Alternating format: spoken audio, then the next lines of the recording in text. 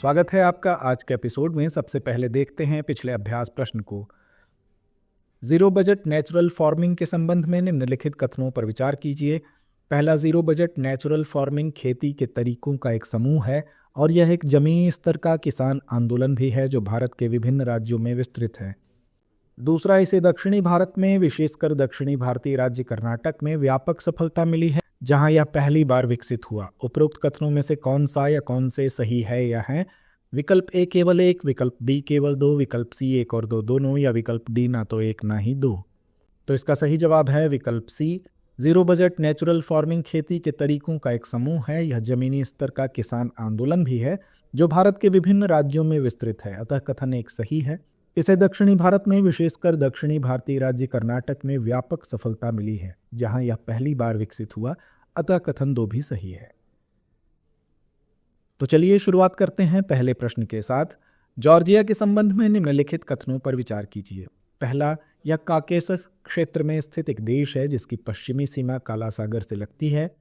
दूसरा, जॉर्जिया की सीमाएं रूस, ईरान और तुर्कमेनिस्तान से मिलती हैं। उपरोक्त कथनों में से कौन सा या कौन से सही है या हैं? विकल्प ए केवल एक, विकल्प बी केवल दो, विकल्प सी एक और दो दोनों, या विकल्प डी ना तो एक ना ही दो। तो इसका सही जवाब है विकल्प ए। जॉर्जिया कॉकेशस क्षेत्र में स्थित एक देश है जिसकी पश्चिमी सीमा काला सागर से लगती है। अतः कथन एक सही है। जॉर्जिया पूर्वी यूरोप एवं पश्चिमी एशिया के चौराहे पर कॉकेशस क्षेत्र में स्थित है। यह पश्चिम में काला सागर, उत्तर पूर्व में रूस, दक्षिण में तुर्की और आर्मेनिया और दक्षिण पूर्व में अजरबैजान से घिरा है। अतः कथन दो सही नहीं है।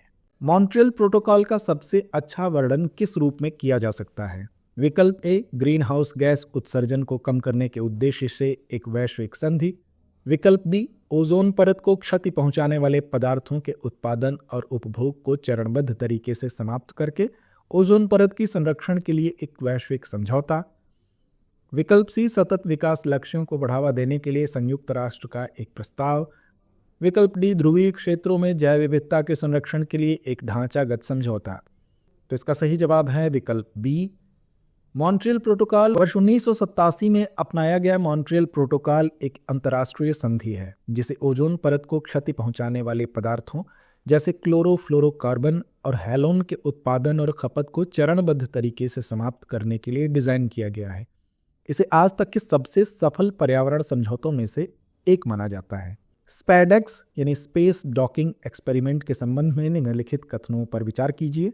पहला है, यह इसरो द्वारा विकसित एक प्रौद्योगिकी प्रदर्शन मिशन है जिसका उद्देश्य अंतरिक्ष में डॉकिंग प्रौद्योगिकी का प्रदर्शन करना है। दूसरा, यह सूक्ष्म गुरुत्व में प्रयोगों के लिए संस्थानों और स्टार्टअप से पेलोड की मेजबानी के लिए PSLV के चौथे चरण POEM4 का उपयोग करेगा।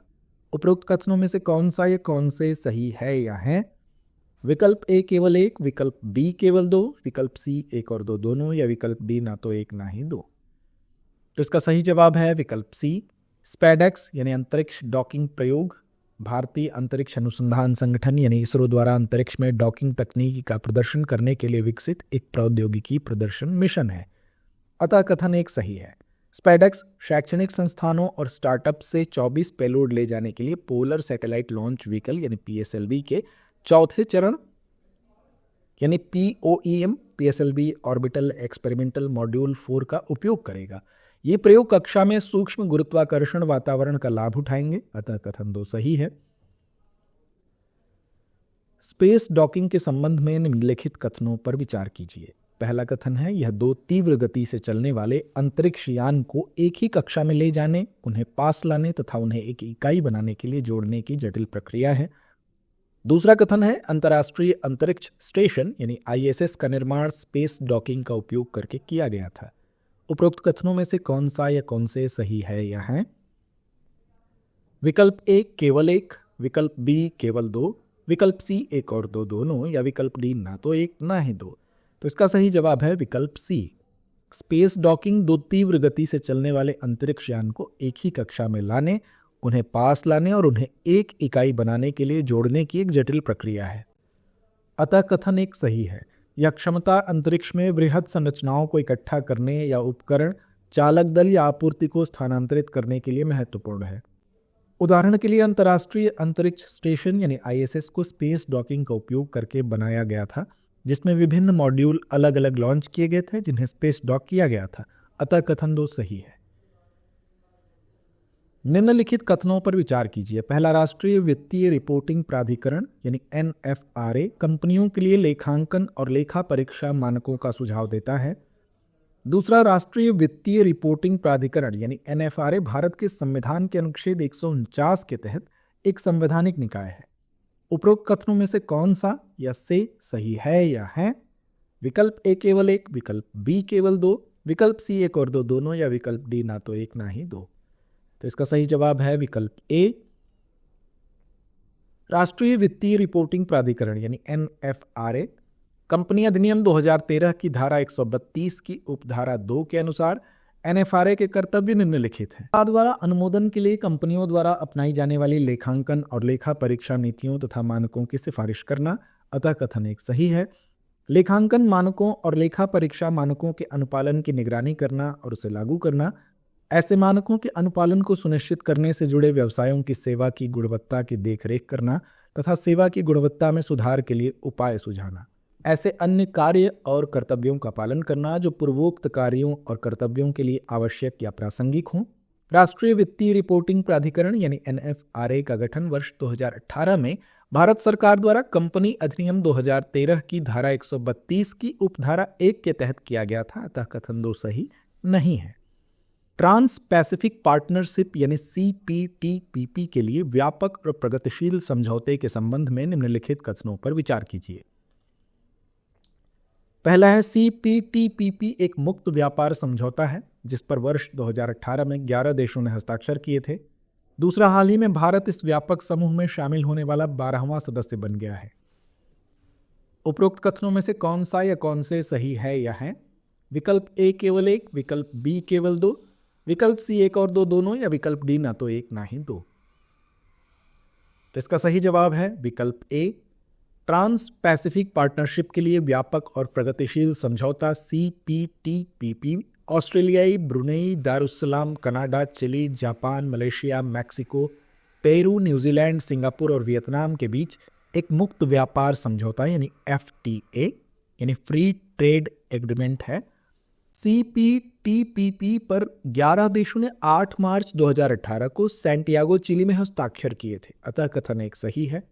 भारत सीपीटीपीपी का साझेदार नहीं है। अतः कथन 2 सही नहीं है। विनिमय दर के संबंध में निम्नलिखित कथनों पर विचार कीजिए। पहला, एक मुद्रा की कीमत दूसरी मुद्रा के संदर्भ में विनिमय दर के रूप में की जाती है। दूसरा, एक मुद्रा की दूसरी मुद्रा के साथ विनिमय दर दोनों मुद्राओं के धारकों के बीच सापेक्ष मांग को दर्शाती है। उपरोक्त कथनों में से कौन सा या कौन से सही है या है? विकल्प ए केवल एक, विकल्प बी केवल दो, विकल्प सी एक और दो दोनों, या विकल्प डी ना तो एक ना ही दो। तो इसका सही जवाब है विकल्प सी। विनिमय दर एक मुद्रा की कीमत दूसरी मुद्रा के संदर्भ में कहलाती है। अतः कथन 1 सही है। एक मुद्रा की विनिमय दर दूसरी मुद्रा के सामने दो मुद्राओं के धारकों के बीच सापेक्ष मांग को दर्शाती है। अतः कथन 2 सही है। 8 कोर उद्योगों के सूचकांक के बारे में निम्नलिखित कथनों पर विचार कीजिए। पहला, यह 8 प्रमुख उद्योगों के उत्पादन के संयुक्त और व्यक्तिगत प्रदर्शन को मापता है। विकल्प बी, औद्योगिक उत्पादन सूचकांक में शामिल वस्तुओं के भार का आधे से अधिक हिस्सा 8 प्रमुख उद्योगों का है। उपरोक्त कथनों में से कौन सा या कौन से सही है या है? विकल्प ए केवल एक, विकल्प बी केवल दो, विकल्प सी एक और दो दोनों, या विकल्प डी ना तो एक ना ही दो। तो इसका सही जवाब है विकल्प ए। 8 कोर उद्योगों का सूचकांक 8 कोर उद्योगों अर्थात कोयला, कच्चा तेल, प्राकृतिक गैस, रिफाइनरी उत्पाद, उर्वरक, इस्पात, सीमेंट और विद्युत के उत्पादन के संयुक्त और व्यक्तिगत प्रदर्शन को मापता है। अतः कथन 1 सही है। 8 प्रमुख उद्योगों में औद्योगिक उत्पादन सूचकांक में शामिल वस्तुओं का 40.27% हिस्सा शामिल है। अतः कथन 2 सही नहीं है। निम्नलिखित कथनों पर विचार कीजिए। पहला, डेटा सेंटर विशेष सुविधाएं हैं जिनका उपयोग बड़ी मात्रा में इलेक्ट्रॉनिक डेटा को संग्रहित करने, प्रबंधित करने और संसाधित करने के लिए किया जाता है। दूसरा, डिजिटल प्रौद्योगिकियों विशेषकर एआई, क्लाउड कंप्यूटिंग और डेटा स्टोरेज के बढ़ते उपयोग के कारण डेटा प्रोसेसिंग और स्टोरेज समाधानों की मांग बढ़ रही है। उपरोक्त कथनों में से कौन सा या कौन से सही है या हैं? विकल्प ए पैच, विकल्प ए केवल एक, विकल्प बी केवल दो, विकल्प सी एक और दो दोनों, या विकल्प डी ना तो एक ना ही दो। तो इसका सही जवाब है विकल्प सी। डेटा सेंटर विशेष सुविधाएं हैं जिनका उपयोग बड़ी मात्रा में इलेक्ट्रॉनिक डेटा को संग्रहित, प्रबंधित और संसाधित करने के लिए किया जाता है, अतः कथन एक सही है। इन केंद्रों में महत्वपूर्ण सूचना प्रौद्योगिकी अवसंरचना मौजूद है, जिसमें सर्वर, भंडारण उपकरण और नेटवर्किंग उपकरण के साथ साथ शीतलन, विद्युत आपूर्ति और सुरक्षा प्रणालियां भी शामिल हैं। डिजिटल तकनीकों विशेष रूप से एआई, क्लाउड कंप्यूटिंग और डेटा स्टोरेज में बढ़ते उपयोग के कारण डेटा प्रोसेसिंग और स्टोरेज समाधानों की मांग बढ़ रही है, अतः कथन 2 सही है। तो आइए अंत में नोट करते हैं आज का अभ्यास प्रश्न। हाल ही में विश्व मलेरिया रिपोर्ट 2024 निम्नलिखित में से किसके द्वारा जारी की गई है? विकल्प ए विश्व स्वास्थ्य संगठन, विकल्प बी संयुक्त राष्ट्र विकास कार्यक्रम, विकल्प सी रोग नियंत्रण एवं रोकथाम केंद्र, या विकल्प डी एड्स, टीबी और मलेरिया हेतु वैश्विक फंड। तो इस प्रश्न का जवाब कमेंट बॉक्स में देना ना भूलें। धन्यवाद। डियर व्यूअर्स, अपने एग्जाम की तैयारी को और बेहतर करने के लिए हमारे चैनल को लाइक, शेयर और सब्सक्राइब करना न भूलें।